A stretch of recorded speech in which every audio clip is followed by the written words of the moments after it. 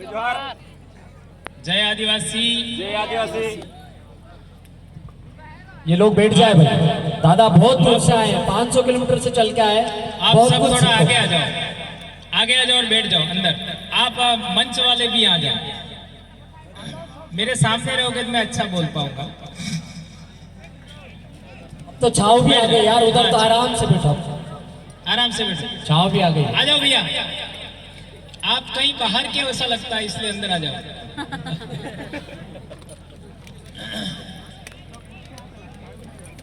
बैठ जाओ।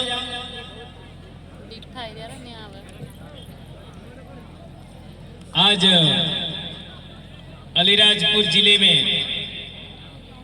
हमारे 3 राज्य के भाई बहनें, बेटियां, हमारी भाभियां कहो, बहू कहो, सब यहाँ पर अपने बीच में बैठे हैं। और हमारे महापुरुष, हमारे भगवान टंट्या भील का गाता स्थापना हो रहा है, उसका अनावरण भी अभी हमको करना है।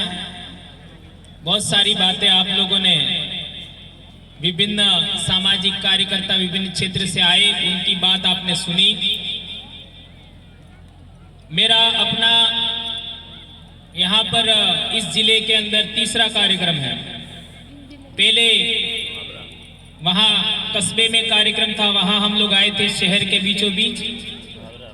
इसके बाद में कट्टीवाड़ा में आए थे और आज हमारा तीसरा कार्यक्रम जिसमें मैं आया हूँ। आप लोगों ने बहुत सारी बातें सुनी और आगे भी सुनेंगे।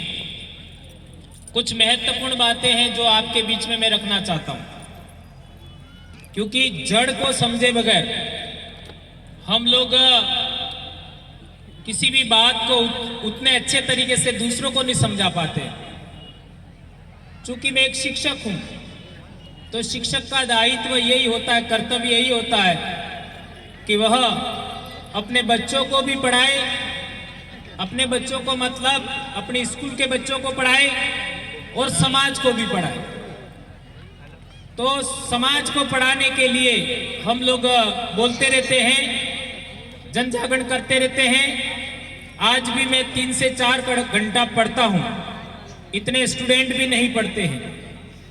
तो आप लोगों से मेरा अनुरोध है, विशेष करके क्योंकि मैं शिक्षा जगत से जुड़ा हूं, तो आपको लगातार पढ़ना पड़ेगा और उसके अंदर जो चीजें अच्छी हैं उनको हमें ग्रहण करना है और जो हमारे अनुकूल नहीं है उनको हमें छोड़ना है।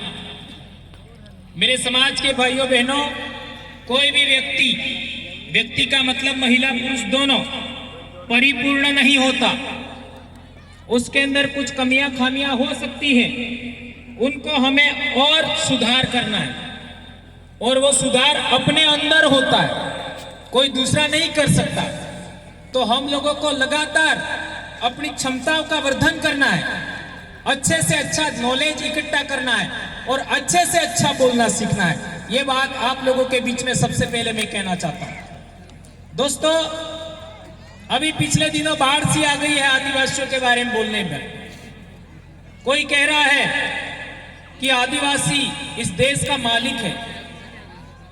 अभी राहुल जी ने बोला था, तो ये बात हम लोग पहले से कह रहे हैं। जागुआ में ही हम लोगों ने आदिवासी एकता परिषद के कार्यक्रम में मैंने एक स्लोगन दिया था कि जय जोहार का नारा है, भारत देश हमारा है। इस आर्टिकल के अलावा एक और आर्टिकल हमने बोला था कि वनवासी नहीं आदिवासी है हम, आदिवासी ही नहीं भारत देश के मूल मालिक है हम। ये चीजें आप लोगों के माध्यम से बार बार समाज के बीच में रखी गई और इसको ज्यादा लोकप्रिय होने की वजह से जो हमारे समाज का अंदर से भाव था, हमारे अंतर्मन में हमारे पूर्वजों की आवाज थी, उस आवाज को आप लोगों ने अच्छे तरीके से समाज तक पहुंचाया, लोकप्रिय हुआ यह आर्टिकल। तो आज की तारीख में सबको बोलना पड़ रहा है, सभी बोल रहे हैं। और एक दिन आएगा जो नहीं बोलते वो भी बोलेंगे। जो वनवासी बोल रहे हैं ना, वो भी बोलेंगे। तो उस दिन तक हमें अनुशासन में रहना है, पेशेंस रखना है, धैर्य रखना है। उलझना नहीं। मैं बार बार कहता हूं, पिछली बार भी मैंने पाताल पानी में बोला था, भेद नीति की बात। हमें आदिवासी बनाम आदिवासी नहीं होना है। यदि आदिवासी आदिवासी से लड़ने लग गया तो दूसरे लोग कामयाब हो जाएंगे। ये बात ध्यान रखो। आदिवासी बनाम आदिवासी यदि हम हो गए तो दूसरे लोग कामयाब हो जाएंगे। तो क्या आप लोग दूसरों को कामयाब करना चाहते हो क्या आदिवासियों को कामयाब करना चाहते हो? आदिवासियों को कामयाब करना चाहते हैं। तो हमें आदिवासी बनाम आदिवासी नहीं होना है, नंबर 1। दूसरी बात, आदिवासी क्या है? आदिवासी का जब डेफिनेशन पिछले दिनों राहुल जी ने भी बताई, क्या बताई? इस धरती में पहले रहने वाला मालिक, ये बात बताई थी। और हम पहले से जानते हैं कि आदिवासी का मतलब पहले से रहने वाला। लेकिन मेरा यह सवाल है, कब से रहने वाला?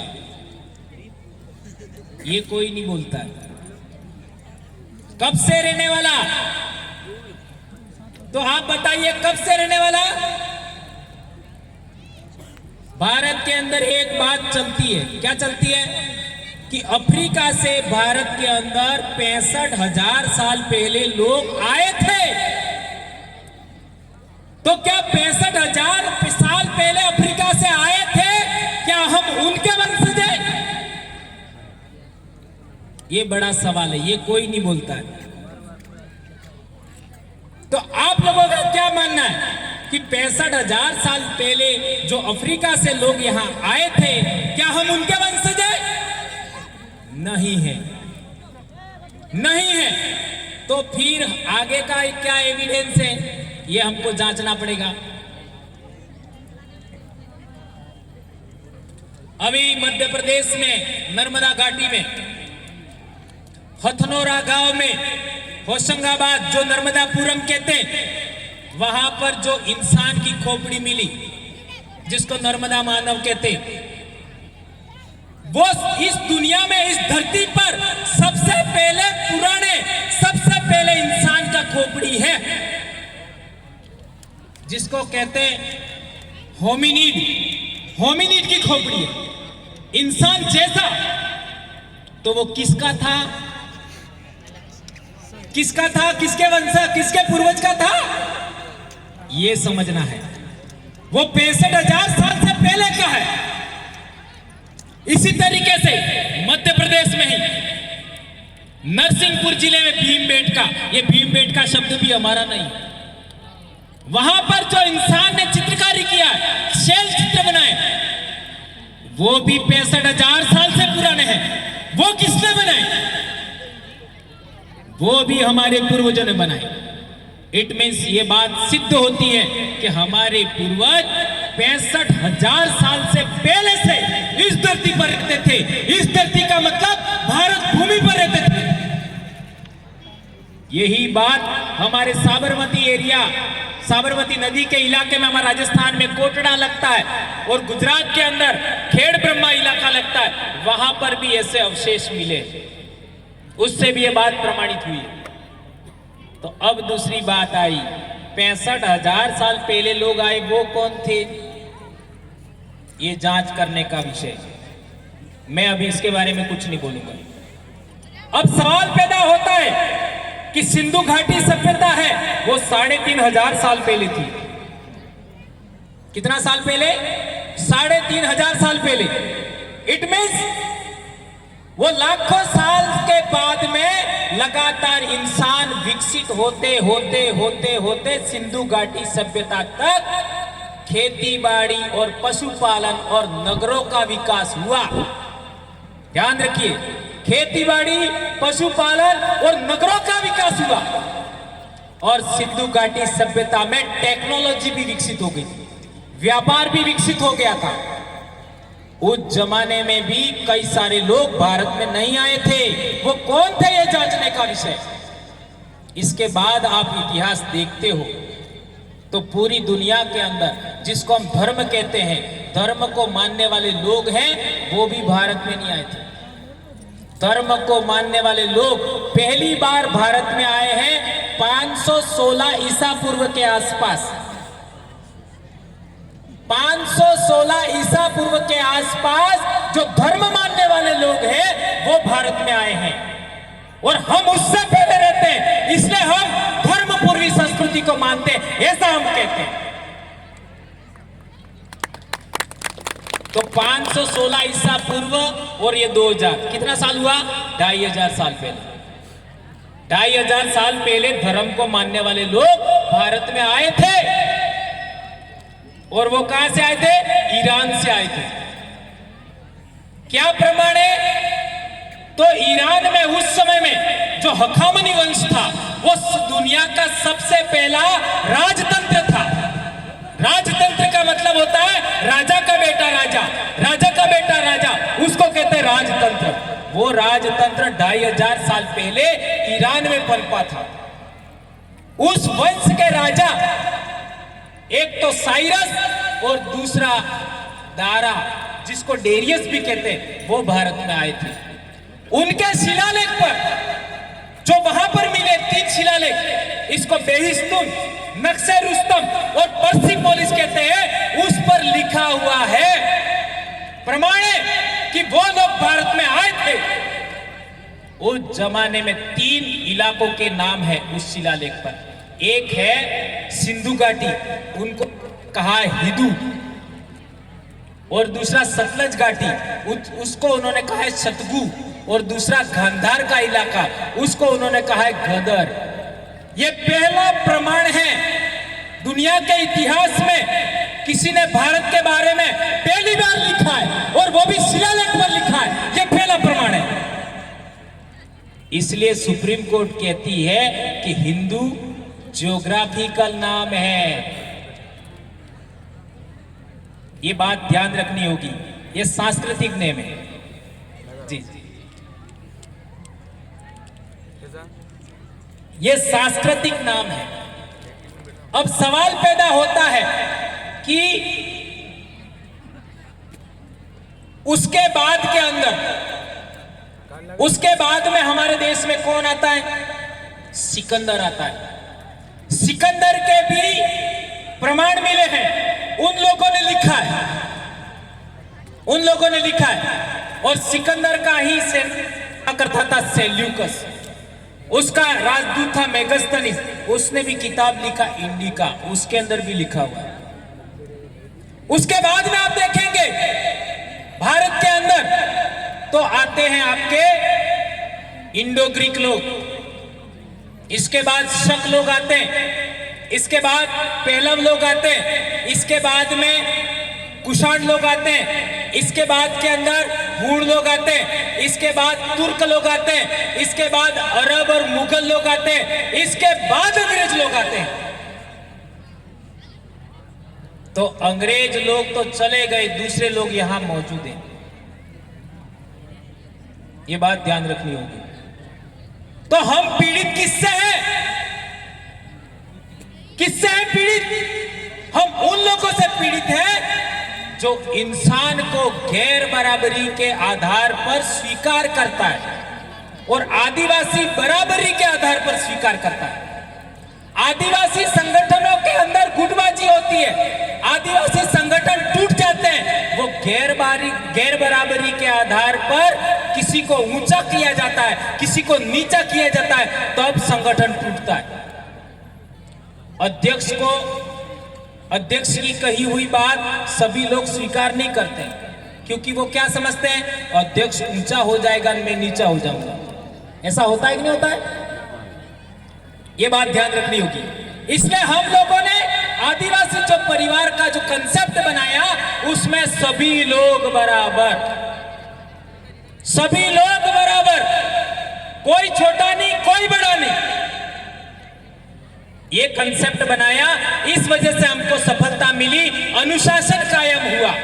तो आप लोगों से भी मेरा अनुरोध है कि उसी कंसेप्ट को हमें पकड़ना पड़ेगा, जयस को उसी तरीके से रीजनरेट करना होगा, पुनर्विकसित करना होगा, यह मैं कहना चाहता हूं। इसके लिए बात सुनाई आपको। अब दूसरी बात, वो लोग कैसे काम करते हैं? एक आदमी ऊंचा है, इसके नीचे दूसरा थोड़ा नीचा है, इसके नीचे तीसरा नीचा है, और इसके नीचे एक और नीचा है। ऐसा हम लोगों को ऐसी व्यवस्था नहीं बनानी है, हमको ऐसी व्यवस्था बनानी है, सभी लोग बराबर। ये बात आप लोग ख्याल रखेंगे, ऐसा मैं आशा अपेक्षा करता हूं। तो जब भारत के अंदर खेतीबाड़ी का विकास हुआ, पशुपालन का विकास हुआ, उस जमाने में क्या हुआ? बहुत बड़ी बीमारी मैं बता रहा हूं आपको, अच्छे तरीके समझिएगा। जब भारत के अंदर खेतीबाड़ी विकसित हुई, पशुपालन विकसित हुआ, उस जमाने के अंदर एक बहुत बड़ा बदलाव हुआ। क्या बदलाव हुआ? खेतीबाड़ी करते हो, पशुपालन करते हो, तो थकान लगती कि नहीं लगती है? लगती है नहीं लगती? लगती है ना?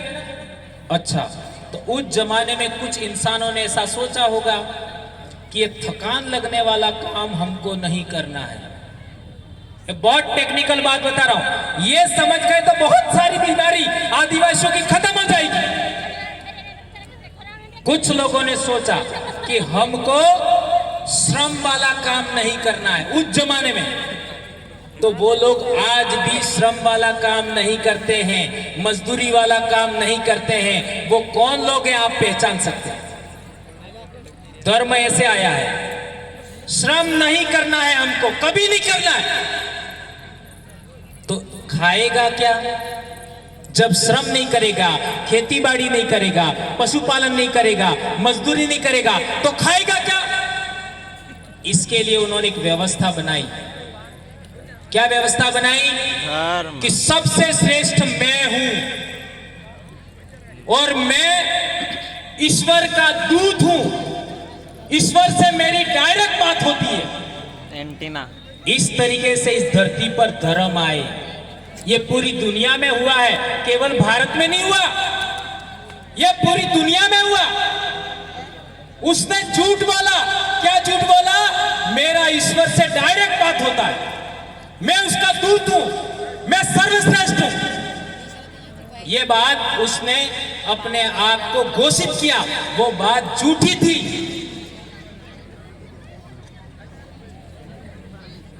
इससे क्या हुआ? जो सच बोलने वाले लोग थे उनमें विभाजन हो गया। ध्यान रखो, आदिवासी आज भी सच बोलता है, और आदिवासी हारता क्यों है? सच बोलने की वजह से हारता है। तो इसका मतलब क्या है? कि हमको सच नहीं बोलना है, बोलना है। लेकिन झूठ बोलने वाले लोग कौन कौन हैं, उनको निष्प्रभावी करना है, तभी आप सफल होंगे। यह बात समझना है। तो झूठ बोलने वाले लोगों ने धर्म का विकास किया, यह बात ध्यान रखनी होगी। फिर क्या हुआ? सच बोलने वाले लोग थे, उनके अंदर विभाजन हो गया, और सच बोलने वाले लोगों में विभाजन होने के बाद उन लोगों ने जो उनके समर्थक बन गए, उनको उन्होंने दूसरे नंबर पे रखा। ध्यान रखो, पहले नंबर पे नहीं रखा, दूसरे, तीसरे, चौथे नंबर पे रखा।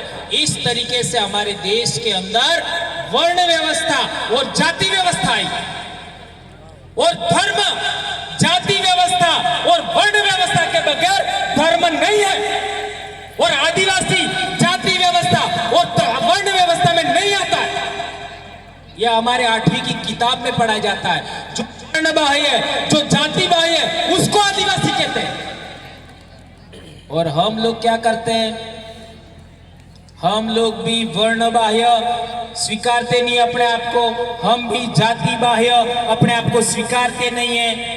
वर्ण बाह्य होने के लिए, आपका वर्ण को मानने के लिए, जाति को मानने के लिए ऊंच नीच जरूरी है। ध्यान रखो, बहुत इंपॉर्टेंट बात कह रहा हूं।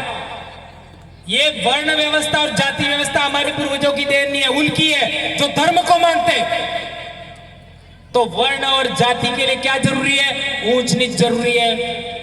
कोई ऊंचा है, कोई नीचा है, छुआछूत जरूरी है। इसका बनाया हुआ खाना खाना है, इसका बनाया हुआ खाना नहीं खाना है, इसके साथ शादी करनी है, इसके साथ शादी नहीं करनी है, ये ऊंचा है, ये नीचा है, उसका हाथ का पानी नहीं पीना है। ये जाति व्यवस्था और वर्ण व्यवस्था का जहर है।